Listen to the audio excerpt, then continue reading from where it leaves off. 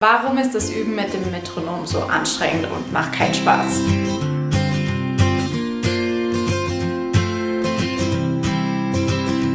Hallo und herzlich willkommen zurück auf meinem YouTube-Kanal. Schön, dass du wieder eingeschaltet hast. Ich weiß, es ist lange her, seit ich Videos mit Übetipps gemacht habe. Entschuldigung, es war viel Unerwartetes im Sommer, aber ich versuche jetzt wieder regelmäßig Videos mit Übetipps für euch zu machen.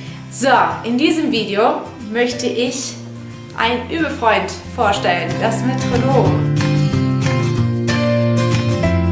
Also der erste Tipp, sucht euch ein Metronom aus mit einem Klang, mit einem Klick, was ihr vertragen könnt. Also, es gibt manche Metronome, ich zeige euch mal dieses.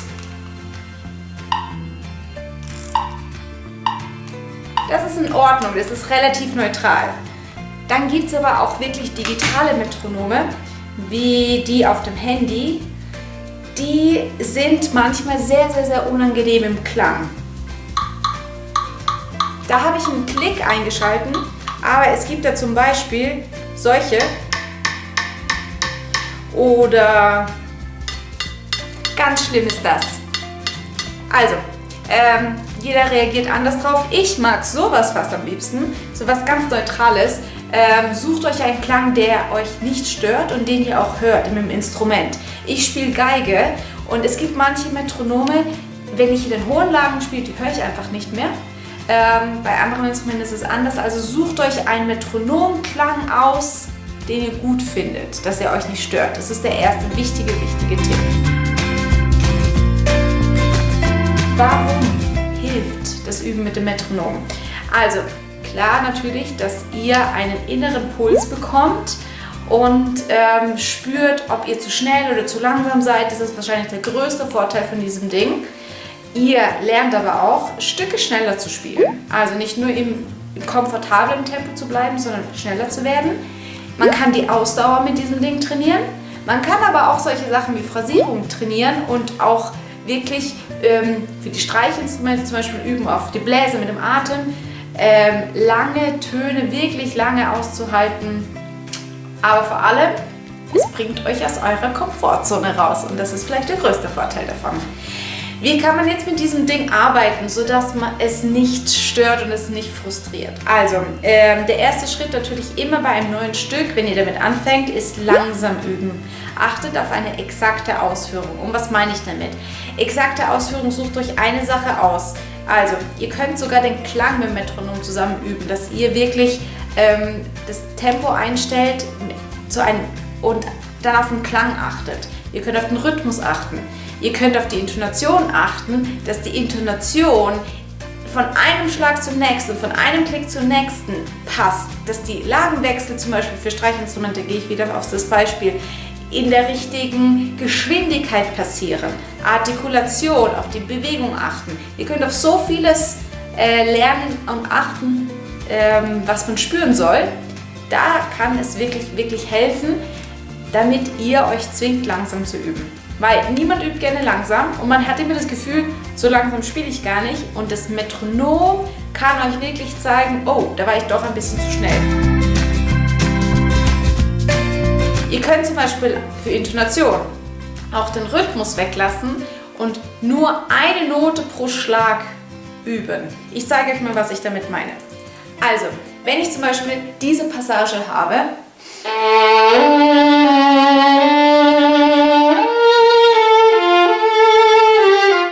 und die will einfach nicht sauber werden, dann könnte ich zum Beispiel das Metronom nehmen und ich nehme jetzt 50, Tempo 50 und ich spiele pro Schlag nur einen Ton.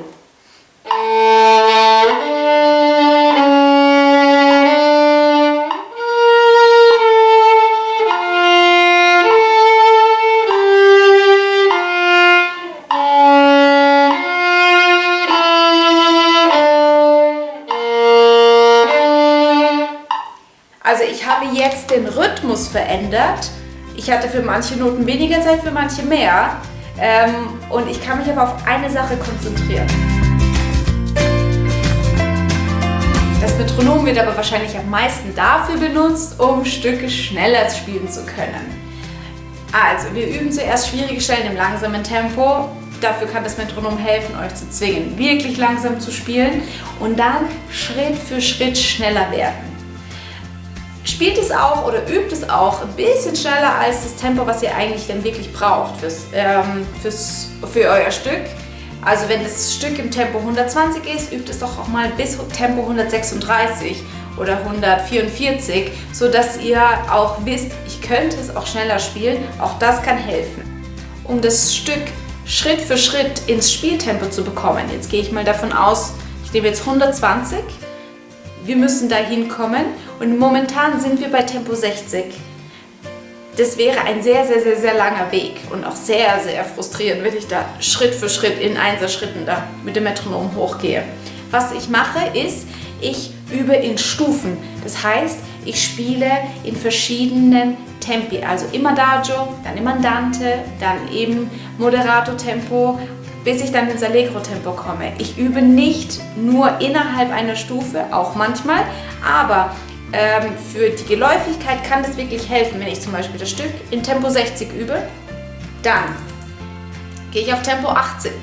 Wenn ich mich im Tempo 80 wohlfühle, dann spiele ich das Stück im Tempo 100. Wenn ich das Stück Tempo 100 gut kann, dann gehe ich auf Tempo 120. Und so springe ich hin und her von verschiedenen Tempi in 5er-Schritten, um einfach das Gefühl auch für die verschiedenen Schritte und Stufen zu bekommen. Ich hoffe, dass diese Erklärung euch helfen konnte und irgendwie verständlich war, aber versucht wirklich in Stufen das nach oben zu bringen. Anders kann man auch natürlich auch so eine Tabelle benutzen, die ich zum Beispiel für meine Schülerin gemacht habe, als wir Paganini Capricci gelernt haben, dass man ja einfach auch für die Geläufigkeit in einem bestimmten Tempo trainieren muss. Jetzt kann man aber das nicht den ganzen Tag oder in einer Übezeit nur in einem Tempo üben, sondern man braucht verschiedene Stufen auch. Und auch da hilft es, nach vorne zu gehen, wieder zurück. Ein paar Schritte mehr und dann wieder zurück.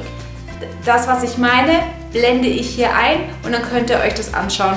Vielleicht ist auch so eine Übetabelle mit dem Metronom, mit Metronomzahlen für euch hilfreich.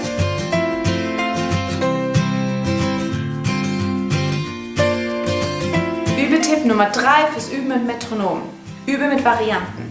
Veränder den Rhythmus, veränder die Artikulation, veränder die Striche, veränder die Akzente, aber immer in dem Tempo, in dem du bist. So bleibst du wirklich auch aktiv beim Üben dabei und trainierst auch deine Flexibilität, auf verschiedene Dinge zu achten. Übetipp 4, übe in verschiedenen Tempi. Also, wenn du ein Stück schon ganz gut drauf hast, übe es doch wirklich etwas langsamer oder wirklich um einiges schneller, weil so bekommst du viel mehr Flexibilität, wenn du dann mit deinen Kammermusikpartnern oder im Orchester oder mit dem Pianist zusammenspielst, um zu reagieren auf irgendetwas, was ja vielleicht an dem Tag passieren könnte. Das Tempo ist nicht immer gleich, das ist eine ständig wechselnde Sache und vielleicht an dem Tag beginnt dein Pianist etwas langsamer oder etwas schneller und dann kannst du auch besser darauf reagieren. Übetipp 5 und der letzte Übetipp, übe mit verschiedenen Zähleinheiten. Dafür ist es wirklich sehr, sehr, sehr wertvoll. Das heißt, wenn du ein Stück in einem 6/8-Takt hast, übe es doch mal mit Achtelschlägen. Also du hast dann wirklich 6 Klicks in einem Takt oder übe auch in größeren Zähleinheiten. Das heißt, wenn du einen 4/4-Takt hast, der aber ein bisschen im schnelleren Tempo ist, übst nur mit 2 Metronomschlägen. Also du kannst sowohl mit kleineren als auch mit größeren Zähleinheiten den Rhythmus wirklich ganz gut stabil einstudieren. Zum Abschluss möchte ich dir noch diese Tipps mitgeben, die mir am meisten helfen. Spiele mit dem Metronom und spiele nicht hinterher. Achtung, höre gut zu, dass du wirklich nicht nach dem Schlag spielst, sondern mit dem Metronom zusammen bist. Es ist dein Spielpartner zu Hause. Spiele mit einem wunderschönen Klang, auch wenn du mit Metronom übst. Mach Musik, spiel musikalisch, auch beim Üben. Wenn du stecken bleibst, dann versuche es nicht einfach noch 100 Mal zu wiederholen mit dem Metronom. Erstmal Metronom ausschalten. Versuche die Töne zu isolieren, die Bewegung, die dafür verantwortlich ist, dass du stecken bleibst. Übe erstmal das, wirklich im Schneckentempo, im Buchstabiertempo. Erst dann schalte das Metronom wieder ein, aber im langsamen Tempo und arbeite dich wieder Schritt für Schritt dorthin, wo du das Metronom vorher eingestellt hattest. Und zum Abschluss, auch mit Metronom, spiele musikalisch. Es ist wirklich eine großartige Übehilfe, dieses Ding zu Hause zu haben. Nutzt es und ich hoffe, dass diese Tipps euch ein bisschen helfen konnte. Wenn ihr Wünsche habt für andere Übetipps, dann schreibt mir doch in den Kommentaren und ich freue mich, wenn ihr beim nächsten Video wieder einschaltet, damit ihr keine neuen Videos verpasst und auch nicht neue Vlogs oder Interviews. Abonniert doch den Kanal und ja, ich freue mich, wenn ihr nächstes Mal wieder dabei seid. Tschüss!